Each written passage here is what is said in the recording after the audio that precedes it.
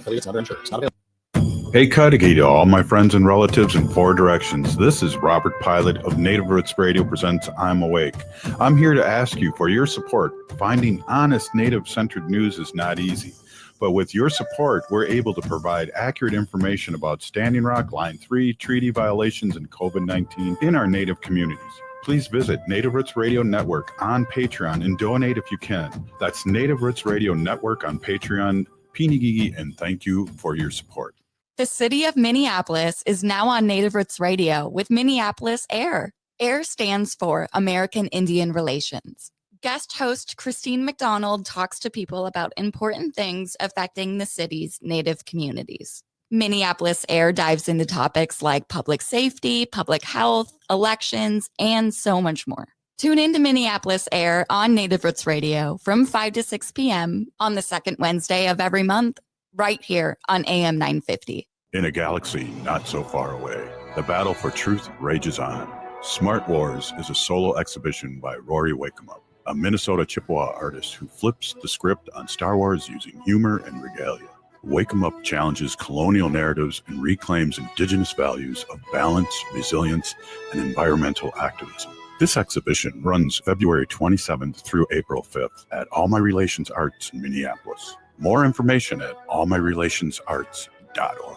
Have you considered a career in the museum field? The Minnesota Historical Society is now accepting applications for its Native American Museum Fellowship. The 10-week summer program is a mix of workshops, seminars, and hands-on internships at the Minnesota Historical Society. It is open to undergraduate students, recent graduates, and community scholars with an interest in museums and heritage studies. Learn more and apply now at mnhs.org/NAI. Doherty Family College at the University of St. Thomas is your pathway to a bachelor's degree. Located in downtown Minneapolis, Doherty Family College offers an affordable education that includes free textbooks, a laptop, meals, career coaches, and a Metro Transit pass. As a full-time Doherty Family College student, you'll benefit from mentorship from St. Thomas faculty, along with paid internships and support from Minnesota's largest private college. Ready to turn your dreams into reality? Apply now at dfc.stthomas.edu. Doherty Family College, your journey to success starts here.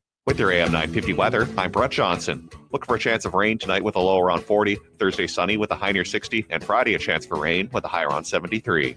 15 years of Matt McNeil on AM 950 calls for a celebration. Join us Sunday, March 30th at Crooner Supper Club from 2 to 5 p.m. for a special dinner, video tributes, and a live onstage conversation with Nancy Nelson interviewing Matt. Don't miss it. Get tickets now at am950radio.com. Portions of Native Roots Radio may be pre-recorded. It's a good day to be indigenous. Get up, stand up. They are going to become more brutal. Couldn't cut, hit me cut again. Because all the hippies were trying to be Indians anyway. They're going to become more repressive because it's a matter of dollars and their illusionary concepts of power. Hey, Victor. We must live in balance with the earth. And also with recent happenings at Wounded Knee. I am awake. Welcome to Native Roots Radio presents I'm Awake, and I'm your host, Wakanja Hade. Hey, Cudahy to all my friends and relatives in four directions. You are listening to Native Roots Radio presents I'm Awake, and I'm your host, Robert Pilot. Hey, we discuss local, national, Native news and events, and as you know, Chujunk, Native issues are human issues, and human issues are Native issues. Yes, you are right, Dega. And this portion of the show is supported by Native American Community Development Institute, or NACC, in Minneapolis. Hey, we got some important information we want to pass along to our listeners. And then later on, we'll have Dr. Stately of Native American Community Clinic on. But first, we have Paul Marquart, who's Minnesota Department of Revenue Commissioner. And geez, Paul, welcome to Native Roots Radio. And you got a heck of a bio. Well, thank you, Robert. Great to be with you. Right. Well, you were a House of Representative for 18 years and served on the House Tax Committee, including 4 years as the committee's chairperson and chairperson of the House Education Finance from 2013 and 14 in the Property Tax Division. So I feel like we got an expert here to talk about some things that our listeners really need to know. Well, thank you so much. It was an honor to serve residents in West Central Minnesota for 22 years. And Governor Walz and Lieutenant Governor Flanagan appointed me a few years ago as revenue commissioner. Just excited and very honored to have this position and be able to serve the residents of Minnesota. Well, we have tax day coming up really soon, and I know I just did my taxes, and I know some people wait until the last minute. So this is really important information that you have to pass along to our listeners. Well, absolutely. As we all know, I mean, April 15th is that big day, that kind of final day. But really, what's really important right now is getting the word out on our nation-leading child tax credit that we have here in Minnesota. And this was a major priority of Governor Walz and Lieutenant Governor Flanagan back in 2023. And they in the legislature passed a child tax credit, which is equal to up to $1,750 per child, 17 or under, no limit on children, and totally refundable. So even if you don't have a tax liability, you still can qualify for the entire credit. And last year, very successful. About 225,000 families received that credit, benefited about 450,000 children, and about $560 million went out. And so the big goal for the governor is to make Minnesota the best state in the nation for kids and families. And as part of that, to eliminate child poverty. And the data has shown that the child tax credit that Minnesota has the potential to reduce child poverty by about a third in the state of Minnesota. And that would just be significant for great outcomes for low-income, middle-income families in the state. What is there income limits to this for families? There is.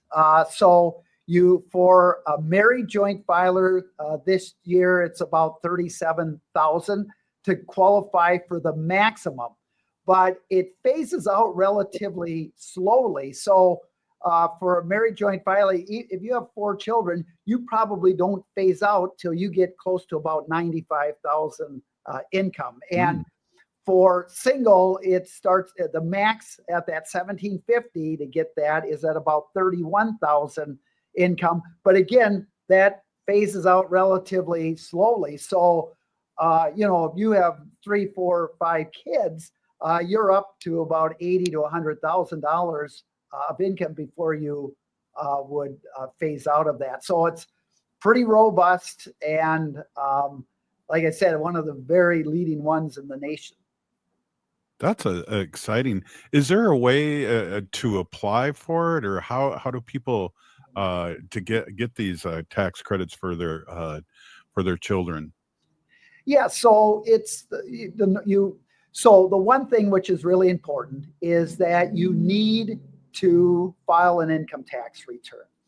And so we know that probably 10 to 15, 20% of families that can qualify may not have, for one reason or another, never filed an income tax return. So the governor and other agencies and lieutenant governor were very concerned about outreach and did a lot of outreach. We're doing a lot of outreach again this year, getting out to our tribal nations. And in fact, many of our tribal leaders have been very involved. I just thank them very much for being part of that outreach to get that word out to communities.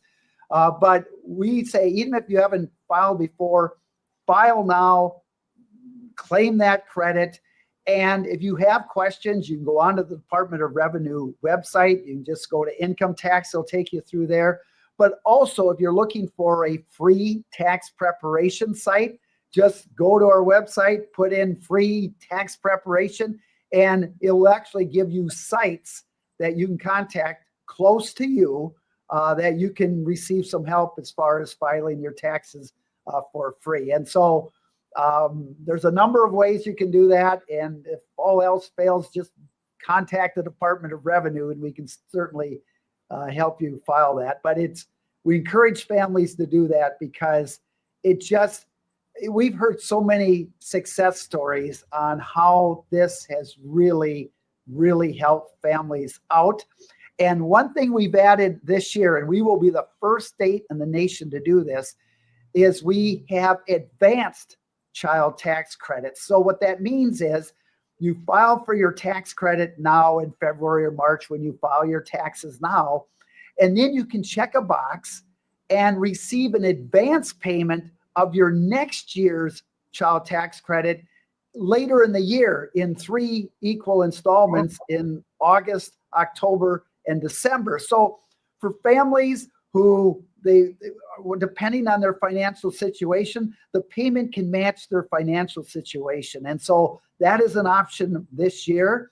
And so far we've had over 15,000 families sign up for that advanced child tax credit, which can really also benefit families as they meet crunch time in payments and so forth as that goes on. So that's new this year, and we just think it's really going to benefit families who wish to take that. Haley and Paul, it's another reason why we live in Minnesota. This is great. Mm-hmm. I know we talk about, as you know, in our Indigenous communities, how much our younger generations mean to us. And this is kind of a way to get that tax credit back and maybe put that more towards something that they need in the future. So this is really important, and families should check that out on the Department of Revenue's website. Absolutely. Hey, this again, Paul, we're here with Paul Marquart, and we're really excited to amplify this. Is there anything else that you want our listeners to know from the Minnesota Department of Revenue? This is just mind-blowing how, and I have a son and or daughter and son-in-law that just had twins in August. So, there you go. Yeah. Hopefully they're listening. Oh, yeah. wow. Yeah, well, absolutely. And so there's also one more thing we're doing this year is where folks could get a renter's refund based on, their rent. We assume there's a certain point that is their property taxes. They used to file for that in September or August or September. Now, when they file their taxes, they can get that credit right away. So they don't have to wait 8 or 9 months. They can get that rent credit right away. So another thing that we're doing, we're trying to, and the governor, lieutenant governor, very supportive, is the outreach, making sure that every single family can benefit from the tax credits and tax benefits that are out there right now. So outreach is very important. Hey, a big peeny Paul Marquart, Minnesota Department of Revenue Commissioner. Thank you so much for stopping in and giving out this great information. Have a great day. Thank you so much. You are so welcome. Thank you. Great to be with you. Thank you. Hey, we'll be right back with Dr. Stately. This is Native Roots Radio.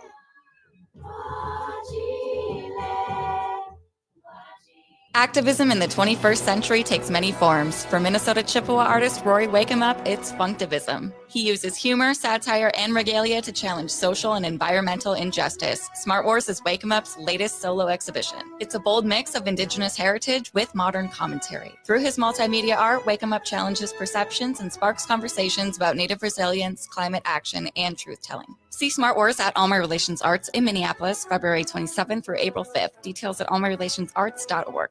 Doherty Family College at the University of St. Thomas is your pathway to a bachelor's degree. Located in downtown Minneapolis, Doherty Family College offers an affordable education that includes free textbooks, a laptop, meals, career coaches, and a Metro Transit pass. As a full-time Doherty Family College student, you'll benefit from mentorship from St. Thomas faculty, along with paid internships and support from Minnesota's largest private college. Ready to turn your dreams into reality? Apply now at dfc.stthomas.edu. Doherty Family College. Your journey to success starts here. Have you considered a career in the museum field? The Minnesota Historical Society is now accepting applications for its Native American Museum Fellowship.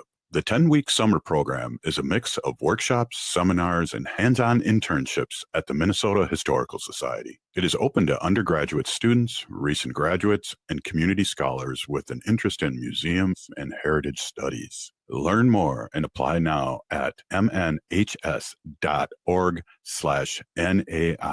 The city of Minneapolis is now on Native Roots Radio with Minneapolis AIR. AIR stands for American Indian Relations. Guest host Christine McDonald talks to people about important things affecting the city's Native communities. Minneapolis Air dives into topics like public safety, public health, elections, and so much more. Tune in to Minneapolis Air on Native Roots Radio from 5 to 6 p.m. on the second Wednesday of every month, right here on AM 950. Hi, I'm Jane Fonda, and you're listening to Native Roots Radio. And we're back to Native Roots Radio presents I'm Awake, and this is Robert Pilot. This portion of the show is supported by the Minnesota Indian Women's Sexual Assault Coalition. Hey, we are here with our friend Dr. Stately, President and Executive Officer at Native American Community Clinic here in the Twin Cities, Minneapolis. Always great to see you, Dr. Stately. Great to have you on, and you're always good medicine for us to listen to what's going on. And we're sad that you're going to be going to Ireland soon, and we'll miss you then. But it's beautiful there, I hear, and you'll have to give us a full report. Welcome. Bushu, thank you. Yeah, it's great to be here. And yeah, sorry I wasn't able to be on Monday. Had a conflict. Do a little self-care during our normal time that we would meet, which is really important. So, yes, definitely. Yeah. But yeah, going to Ireland, really excited about it. I wanted to go my whole entire life, and I don't even remember why or how. Like I got that in my head. I think there was some stuff early on in my career when I was first starting my career as a psychologist, and in graduate school I would read about some of the work that was being done in Ireland around language revitalization and addressing also community level trauma, what we now kind of call intergenerational trauma or historical trauma. They've had a lot of the same sort of experiences with colonization and colonial powers as we have in many, many ways. And they've been doing some interesting work over there. So it's going to be a lovely trip, I think. And I think the greenness of their land is just so also kind of what draws me to it. So.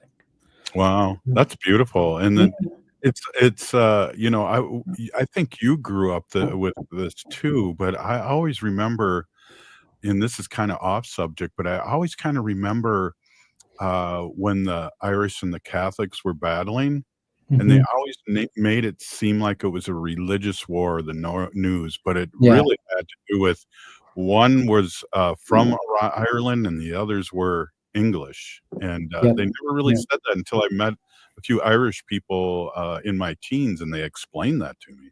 Yeah, that is the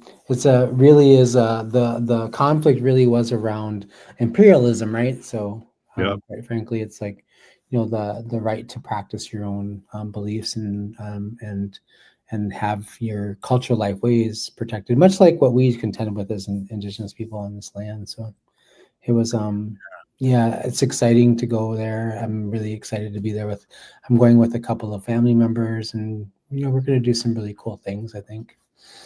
Wow. So we'll visit schools, we'll visit community centers, we'll talk with some of the people there that are doing really important work.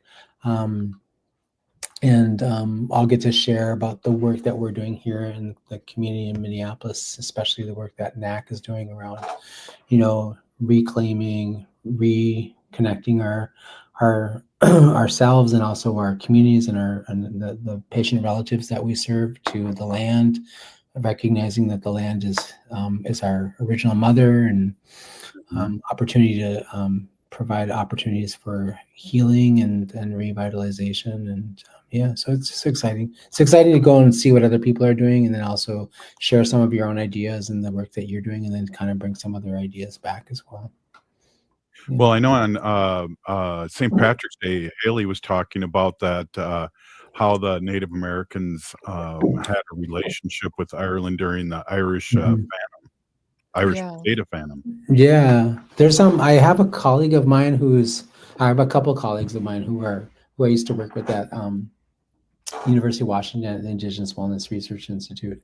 Both of them are Choctaw citizens, and they I visited with them both at different times over the last couple of months or so and talked to them about my travels to Ireland. And they talked about how the Choctaw Nation has, there's a installation Memorial? over there, memorial over there that's really beautiful.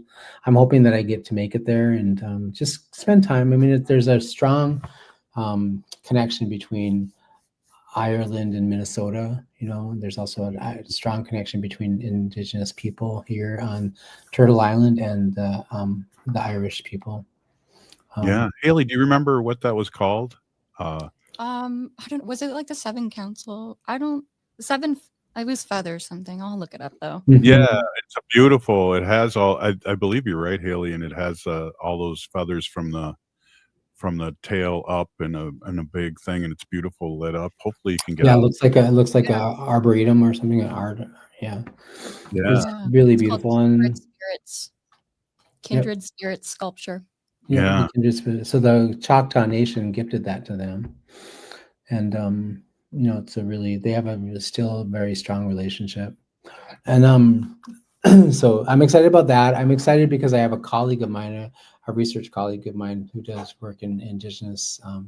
She does a lot of stuff. We were on a project together, and she is at the University of Minnesota, and she's a environmental justice scientist, and she does her work within environmental justice solely kind of around land and land-based healing. That's kind of how we got connected, and she's on a project with us that NACC is doing. We're in our 4th year of that project, reconnecting kids and in middle school and maybe a couple of years in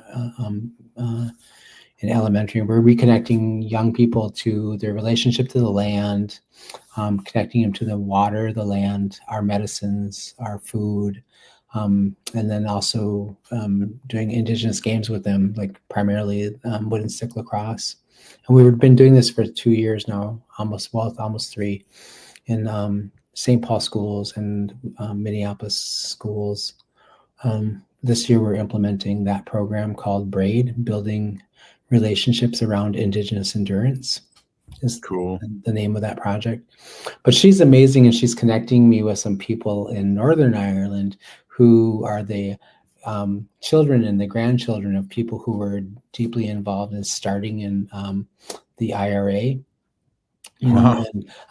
She was like, they would love to meet with you and visit with you if you want. And they used to meet with Aimsters, people, Clyde and Vernon and Dennis and all the people who were involved in AIM back in the 60s and 70s. And they would sort of kind of share strategies on resistance and, and so I was just like, and she was like, would you like to meet him? I was like, are you kidding me? Yeah. My God, I would love to meet them. And especially can hear some war stories from them about my uncles. Right. Bring some patches and I'm sure they would enjoy that. I have an AIM jacket somewhere. I'll have to find it and look for it. One of my relatives might have ran off with it, actually. I think about it. Yeah. I have a couple patches I could give you, and then that could be my little gift you could take. Oh, I would love that. That would be lovely. You have to get it to me before Tuesday. Yeah. It's going to be an exciting trip. And, I went to Scotland last year, and that was an awesome experience as well. And learning more about the Scots also had, a significant amount of, imperial action happening on them as well. They had I think they've also had the same experience where they were not allowed to use their language and not, so many things that are similar to what we have, like you can't practice your ceremonial practices. You can't speak your language. You have to integrate and assimilate into the culture of Great Britain. And, and so it was just kind of, that was a wonderful time. But I mean, I think Ireland's going to speak differently to me because I have so many people that I know that have gone there and told me amazing stories about being there. And so this other piece about the connection between American Indian movement the IRA is kind of an interesting one for me to sort of think about, because of my own family's history and the connection to the creation of AIM, and those three men were my uncles. I grew up with those men in my house, in my basement, and all over. Well, your mother too. Your mother too is involved heavily with AIM. Yeah. So that's exciting. It's just a really exciting opportunity, and How long's the flight? I think it's like 8 hours. Mo, it's probably a little bit longer than that because we originally had a direct flight from Minneapolis to Dublin through Delta. They started direct flights, I think, back in, I want to say in April of last year or May of last year. And so that's around the time that we're able to get a direct flight, but they recently changed our flights for us. I'm not sure why. Jeez. Well, hey, probably Doge got in there and messed around with some things and decided, I'm sure you'll have to get me a IRA T-shirt when extra large. I'll keep a look on it. I'll keep a look on it. I'll get you something from there.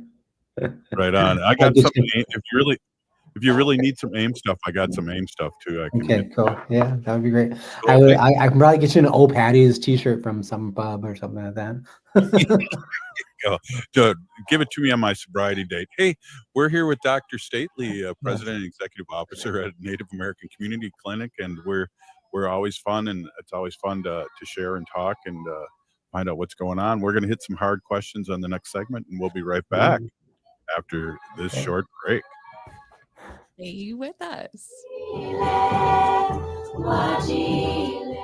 Hey, it's Patrick. We're headed into March, which means spring cleaning is almost here. You're about to realize that, and so is just about everybody else, too. That's why you need to beat the spring cleaning rush with big savings and priority booking by calling our friends at Zero Res right now. We just had Zero Res over at our house last week, and they did such a wonderful job. They were on time, professional, and we couldn't be happier with the results. Spring is a time for renewal. Let Zero Res help you refresh your home with clean carpets, fresh floors, and improved air quality. This month, get 3 rooms Zero Resified from Minnesota's #1 carpet cleaner starting at $129 and take $75 off an air duct cleaning. Again, that's 3 rooms starting at $129 and $75 off an air duct cleaning. Beat the rush. Call now 952-0-RES or go to ZeroResMinnesota.com and ask for the AM 950 special. That's Zero Res. Backward or forward spells the same. Hi, I'm Rachel Shamblat. My dad is Dr. Scott Shamblat from Shamblat Family Dentistry. A lot of people are afraid of the dentist, but you don't have to be. My dad makes going to the dentist comfortable and even fun. He won't be mad if you haven't seen a dentist in a long time. He just wants to take care of you and your teeth. If you don't see my dad, please see another dentist. Take care of your teeth because they're the only ones you get. Shamblat Family Dentistry in Hopkins and St. Paul. Find them online at shamblatfamilydentistry.com or call 1-800-FIX-MY-TEETH. This is Chad, owner of AM 950 for Snap Construction again. Does your home feel colder than it should with the furnace constantly running? Or do certain rooms always feel colder than the rest of the house? Those are signs the attic in your home may need an insulation upgrade. Snap Construction can help by providing a free energy audit for your home's insulation. The average cost of getting new insulation can cost much less than a new furnace. Plus, Snap Construction is a BPI certified installer. That means if you use Snap for your next insulation project, you qualify for up to $650 in total rebates from your energy provider. After my free inspection, my insulation upgrade was completed within a few weeks and the rebate check was in the mail. Snap to it and reduce your heating bill this winter with Snap Construction. Call 612-333-SNAP. That's 612-333-SNAP for your free energy audit when you mention AM 950. Snap Construction, arguably the most well-reviewed exterior contractor and insulation company in the metro. This is AM 950, the progressive voice of Minnesota. Greg Bakken here. Like you, I love good, fresh, delicious food. So I want to tell you about this treasure in Roseville called Maverick's Real Roast Beef. Maverick's has the best roast beef sandwiches I've ever had. Made fresh every order. Add fries or onion rings dropped in the fryer when ordered, and you have a winning combination. Mavericks Real Roast Beef has a lot more than roast beef, so check out their website, mavericksbeef.com, or check out their restaurant on Lexington in Roseville. In these challenging times under the second Trump administration, reading can be a powerful tool to manage stress and anxiety, and Next Chapter booksellers can help. Their newest table features books designed to channel anxiety into meaningful action. From Noam Chomsky to Henry David Thoreau, it's a collection that invites you to reflect, learn, and take action during chaotic times. Explore the full list of titles at nextchapterbooksellers.com. That's Next Chapter Booksellers off Snelling and Grant, here to help keep your sanity. With your AM 950 weather, I'm Brett Johnson. Look for a chance of rain tonight with a low around 40, Thursday sunny with a high near 60, and Friday a chance for rain with a high around 73. Grab a tray at Cafe Latte's Cafeteria and select from a wide variety of soups and sandwiches. The bakery has fresh baked bread daily, along with cakes and more. And the Pizza and Wine Bar features gourmet pizzas that pair perfectly with their 30-plus wines by the glass. Located off Victoria and Grand, more at cafelatte.com.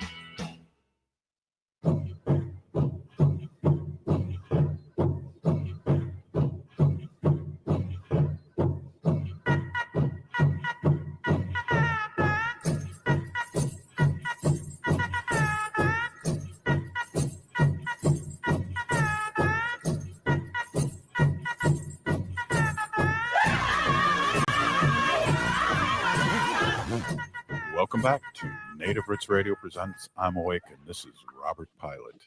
This portion of the show is supported by Native American Community Clinic on Franklin Avenue in Minneapolis, honoring health and tradition. Hey, welcome back, and we are here with Dr. Stately, CEO and President, Executive Officer of Native American Community Clinic here in the Twin Cities, Minneapolis. And Dr. Stately, before we get into the hard-hitting questions here, and we have a free community wellness breakfast with Native American Community Clinic tomorrow. Do you want to speak a little bit on that? Sure. This is part of one of the things we used to do this quite regularly. We would host a breakfast every fourth Thursday of the month at the Indian Center, the Minneapolis American Indian Center, and we kind of paused that while they were going through the renovations. It's part of our thing that we've been doing for quite a while. In partnership with them, we host a breakfast there. People come in and they learn about, they have a nice breakfast, a healthy breakfast, a really delicious meal that's usually prepared by the Gatherings Cafe staff. And then we talk about all kinds of things that are health related, and we encourage people to get their diabetes checkups and those kinds of things. So come on in for some free breakfast tomorrow, and I think you might have to call ahead, or I don't know. Everyone's welcome though. It says right there, join us for a free healthy breakfast and discussion on health and wellness. So show up, Robert. 11. From 10 to 11, and I will stop eating. I'll stop eating tonight right now, and I'm really hungry. Oh gosh. Well, you only get one meal. You can't order 4 meals for yourself or anything like that. I can bring a disguise. Come on. With that. Everyone would recognize your voice. There you go. Yeah. Oh yeah. Oh yeah. Really? Yeah. That's a very good impression of Minnie Mouse. Yeah. Exactly. Well, heck, we got an article here from the New York Times that put that today is saying that the U.S. is to end vaccine funds for poor countries. Any comment on that? Oh my God, yes. It's just I can't tell you how truly concerning and frustrating and saddening and heartbreaking all of this is in this current administration. I think the thing that I'm most concerned about is, so we have a measles outbreak in several states in the southern part of the United States, and so we already ourselves as a developed country, developed meaning first world, lots of wealth, lots of resources here. We already have a tremendous amount of people within this within the United States itself here on Turtle Island who are also very, very poor, and they live much like as though they were living in what we used to call third world Mhm. situations. We don't use third world anymore. It's kind of derogatory term. So developing countries that don't have as many Mhm. resources. So we have the same conditions here in lots of places. And I think anytime that an administration takes this type of sort of approach to these issues, what they essentially are doing is they are limiting or they're sending a message to the entire world, which includes our own population, about the importance of vaccines in preventing really critical health issues or really critical health diseases like measles and polio and a bunch of other things, malaria, things that HIV, things that can really hurt and harm many of those people that live in those territories. But it also sends a poor message to our own people living here in Turtle Island, which is on the United States, which is vaccines aren't important, they're not worth investing in, and there's it's just really problematic. And you're seeing an outbreak in those certain places like in Texas and other places, and where there is very low vaccine rates or lower vaccine rates for certain kinds of conditions, right, like measles. Like I listened to a podcast last week or so on Point, where they were talking about how a community has to just have like anything below the 95% percentage rate of having people in your community vaccinated for measles. Anything that dips below the 95 to 90% percentile, you are looking at a potential outbreak in your community, because it's so incredibly transmissible, and it's so incredibly it's a lot. It's a lot like COVID. It's so easy to transmit. And so the problem, like we've had for one of the, I think, more recent times, we've had like 3 or 4 young people, I think, die within the last couple of weeks from measles. I think maybe 2 died, and several have been seriously hospitalized. Now, we're a developing country. We're a developed country. We have all kinds of resources, and like when we think about what's happening here with all kinds of health resources, and then what's it going to be like for communities and other places we've supported that don't have that infrastructure and have now these things taken away. It's really, really very disturbing, and it's heartbreaking. And I think the thing that we should learn, and we should have learned by now from the pandemic that we all went through between 2019 and 2020 and 2021, the hardest years of that pandemic, we should have learned that our well-being is connected to the well-being of others, and that an epidemic can become a global pandemic fairly quickly, fairly rapidly, because we are all connected because of international travel and all kinds of conditions. And so why would you think that that's a good idea to do that? That's just crazy making to me. It's really agree. It's quite, it's either quite intentional and what I would say in the, evil spirited, or it's like you didn't think this one through very well. But in either condition or a case, it's not a great decision. So it's really problematic. Right. And then locally, I don't know if we've talked with Icorn and that whole mess with the state senator and oh gosh, allegedly soliciting, this is a thing that we've been talking about all week. And then some of the people that are coming out as people running for his seat, like that one lady that did a podcast with a child abuser, and she was the head of the Republican Party in Minnesota. Jennifer, what's her name? Carnes is running for his seat. She was married to the former representative from, I think, I forget what district it was. Right. Yeah. Yeah. And now she's running, but she was totally involved with that Republican guy that got convicted for, trafficking and all that bad stuff at his apartment in Minneapolis just a year or so ago. Yeah. Yeah. So I think it's really interesting to me that, like, So one of the things that's compelling to me is that this is a representative who I believe was from Grand Rapids area, right? Yeah, Pretty state far, senator. pretty far north, right? State senator Mhm. from pretty far north, really kind of a remote part of the state, right? Also happens to be an area of the state where there's significant amount of Native people living, and we have some of the highest rates of missing and murdered Indigenous women and children, right, and Mhm. relatives. And it's kind of like, it's interesting to me that, he's far from home. He's in Bloomington, Minnesota, and he's eliciting sex from a minor who he believed was a minor anyway. Right. And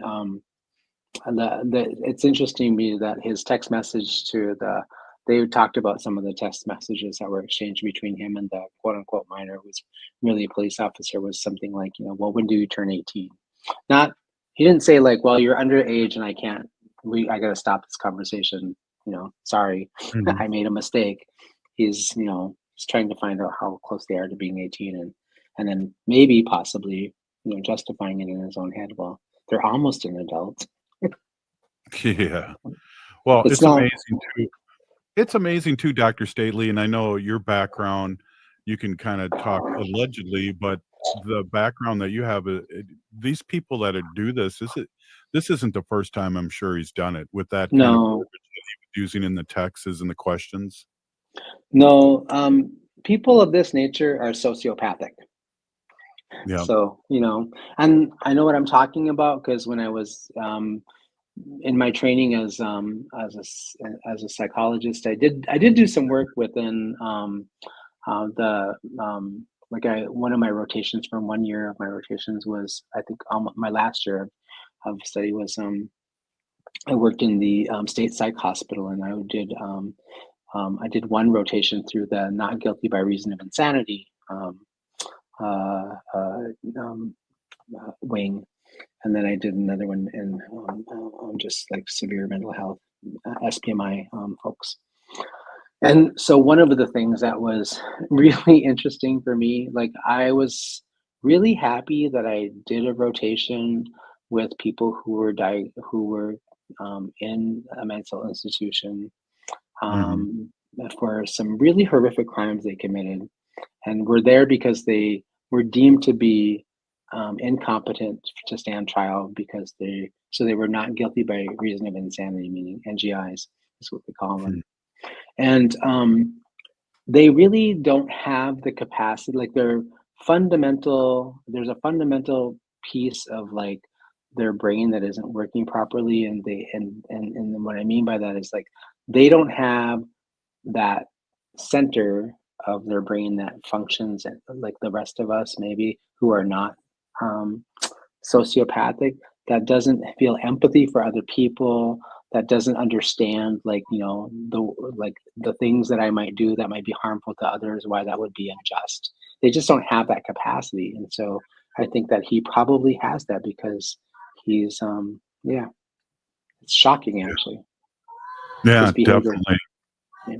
Well, family values from the Republicans, and again, we find out these white male, middle-aged men are really the problem. Hey, we're here with Dr. Stately. We're going to take a quick break, and we're going to talk some more talk here with Dr. Stately and Haley Cherry. We'll be right back. Native Roots Radio.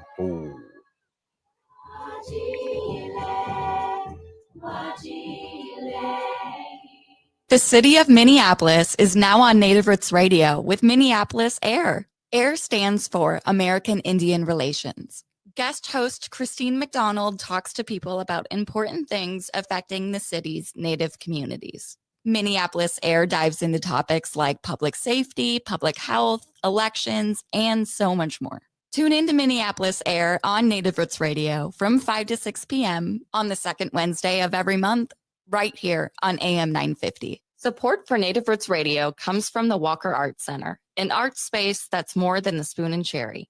Galleries celebrate contemporary visual art, including Indigenous artists like Edgar Heap of Birds, Cheyenne and Arapaho Nation, and Jim Demini, Ojibwe. Additionally, films screen in the cinema, and performances are shown on stage. Free every Thursday night and free every day for members and citizens of tribal nations. Learn more at walkerart.org. Again, that's walkerart.org. Have you considered a career in the museum field? The Minnesota Historical Society is now accepting applications for its Native American Museum Fellowship.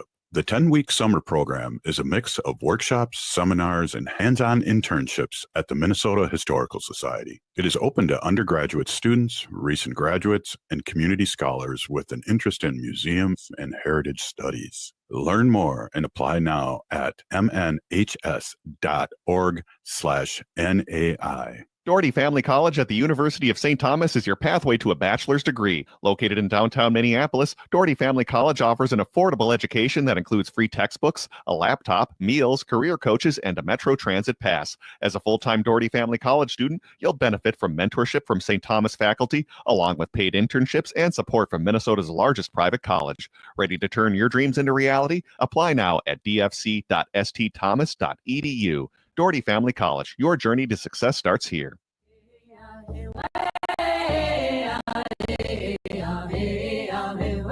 Hi, this is Governor Walls. Thank you for listening to Native Roots Radio. And we're back to Native Roots Radio presents I'm Awake, and this is Robert Pilot. In this portion of the show, we like to bring awareness to our Minnesota wolf population. Say no to the hunts. How?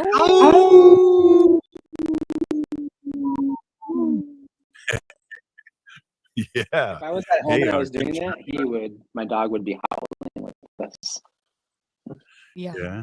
Yeah, that's good though. We like when our pets, our sacred animals, join in on the show. We used to have our cat always come in and bust in when Wendy would do her animal portrait, and then we've had many guests over the years, Haley, that their dogs join right in. Oh yeah, we love that. There are relatives too. That's right. Hey, we are back with Dr. Stately, President and Executive Officer at Native American Community Clinic here in the Twin Cities, Minneapolis. And, speaking of Wendy, she always would, when she'd be on the show with me, when you were on Dr. Stately's, go, ask him what he wants to talk about. So we'll do that in this segment right now. What would you like to talk about besides free lunch at the Red Lake College tonight? Yeah, free lunch. Yeah. Well, I do want to say, so I want to really put a quick shout out here. So like we were talking about vaccines at the earlier session. I want to just really encourage everybody in Indian country to make sure that you get your child vaccinated, make sure that their vaccines for things like measles and all these things, that we get their vaccines early in their life. Accomplished, because we have some of the lowest vaccine rates, and it is really quite challenging. There's a number of things that vaccines do for us. One of the things that it does is it prevents us from getting diseases that are quite easily to communicate to other people within your families and your communities, but also it has the potential to sort of like prevent you from having more complex health conditions later down the road. So just making sure, I want to encourage people to do that. One of the things that makes me anxious about this current administration is, the HHS Secretary of HHS is Robert Kennedy Jr., and he is a staunch anti-vaxxer, right? Remember him during the COVID times. And I think one of the things that's concerning to me is that, so in the situation in which like you are, you come from a well-to-do background or wealthy family, and that's not to say that they can't get a condition by not getting vaccinated, but they also have tremendously, a lot of the time, they have much more access to healthcare and expedient healthcare than other disenfranchised and communities where there's not a tremendous amount of healthcare. So someone of his nature, who is very wealthy, who is very wealthy, comes from a wealthy family that with a lot of power and privilege and education, high achievement and things like that. For him not to vaccinate himself or his kids, he's gonna get treated right away for a condition that might be, and that treatment might save his life. But for these other communities where there isn't a tremendous amount of like healthcare available, those people are going to suffer and possibly die. And I think the other thing that I'm concerned about with that statement, that issuing of the statement about how we're going to pull out of other countries for vaccinations is like, this administration is looking to look like it's going to go down as the single most the gold star they're going to get is for making the most number of people across the globe die, making it an effective strategy. Like they're going to reduce the world's population by significant numbers for when they don't sort of like do their due diligence and help people. So I'm a little bit concerned about that, and I would really encourage our community to vaccinate up, and because healthcare in other places are probably going to get hit. Like we're going to see what this administration doing, if you're not paying attention, is they're kind of trying to significantly shrink the federal footprint. But most of healthcare and most of some of the things that benefit us every single day of our lives doesn't come from our state. It comes from our feds. Yeah. Right? Hey, so he's shrinking all these services and making people wealthy. Yeah, Dr. Stately, Kennedy did say that his kids were vaccinated, and he is vaccinated, even though he's an anti-vaxxer. But Isn't that interesting?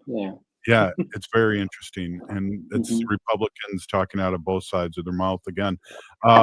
Somebody like me, that's actually, I think it's more nefarious than that. I think it's intentional. It's like, yeah, I want the things that are going to keep me safe, but I really like it's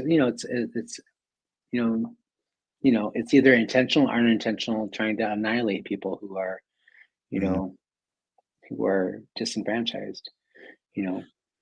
I have a question for somebody old like me that had their measles vaccines maybe in 1963 or 62, somewhere around there. Would it be good, or is there a different vaccine to be re-upped on for something like measles, or am I good? No, you're good. The measles vaccine is one that you get very early in life. That's why we give it to babies and young people, because it will build your immune system over time. Your immune system will develop copies, and it's kind of like you're fortified. You've been carrying around the genes for that for quite a while, and I don't think measles is not a mutating virus, as far as I know. Like it doesn't change, and it's not like COVID where it adapts and changes rapidly. Things like COVID, HIV, other kinds of things where the actual structure of the virus changes and adapts. It's what we call smart viruses. Like they change very rapidly. Those are the things that you have to kind of get vaccinated for repetitively. Well, if we were able to nip this in the bud early on in Trump's first go around, this might not still be around. Am I correct to assume that? COVID? Yeah. Specifically? I think COVID, it's possible, but COVID is, as it turns out, is a highly adaptable, very, very rapidly mutating virus, and those viruses are very hard to get ahead of, get in front of.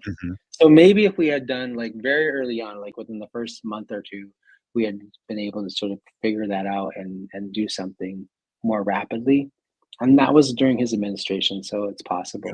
But like HIV, like COVID and HIV, like COVID is going to be like what HIV was back in like the 80s. It's going to be something that we kind of live with for a period of time.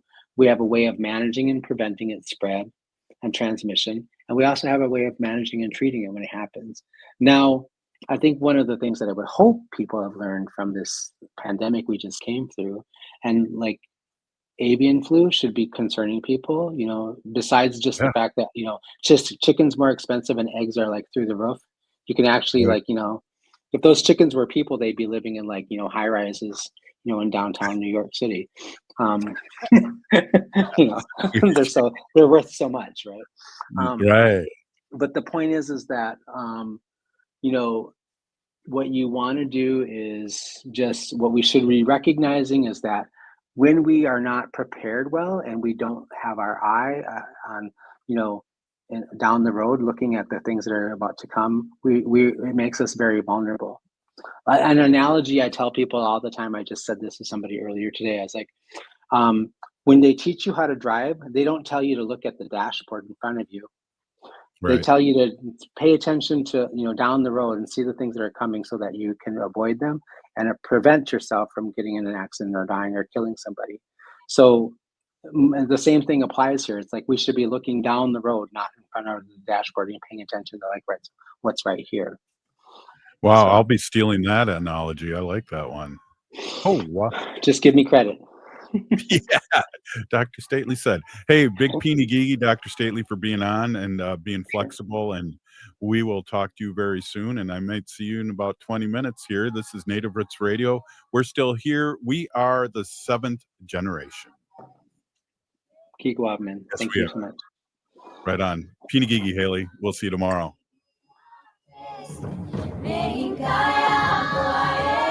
Hi, I'm Peter Solak. And I'm Adam Ostrowski. We are